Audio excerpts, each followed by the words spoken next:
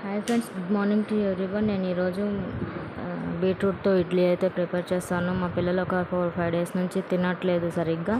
కొంచెం colour change అయితే తింటారేమో అని చెప్పేసి నేను బీట్రూట్తో ట్రై చేశాను. చూసారు కదా, ఒక 1.5 ప్లేట్ ఇడ్లీ వేసాను అనమాట. దానికి చిన్న బీట్రూట్ తీసుకొని చిన్న చిన్న పీసెస్ కట్ చేసి మిక్సీ పట్టుకొని దాన్ని పిండిలోకి యాడ్ చేశానండి. ఇడ్లీ పిండిలోకి బీట్రూట్ పేస్ట్ యాడ్ చేశాను.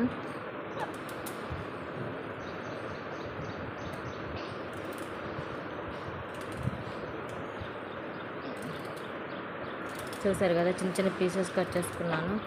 చిన్న పీసెస్ కట్ చేసుకొని ఆల్రెడీ మాకు స్టోర్ ఉంటుందన్నమాట. ఇడ్లీ పిండి స్టోర్ ఉంది. దాన్నే నేను ఈ బీట్రూట్ పేస్ట్ అనేది ఇడ్లీ పిండిలోకి మిక్స్ చేశాను.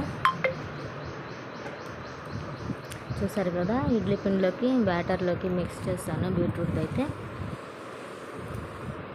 చేసుకొని ఒక 1.5 ప్లేట్ మా చిన్నపిల్లలు అండి, 3 ట్విన్స్, వాళ్ళకైతే కొంచెం వైట్గా ఉంటుంటే సరిగా ఇంట్రెస్ట్గా తినట్లేదు.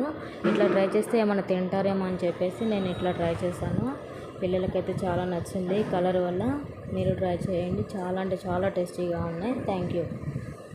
చూసారు కదండి, ఇడ్లీలు అయితే ఇలా వచ్చాయి. Thank you.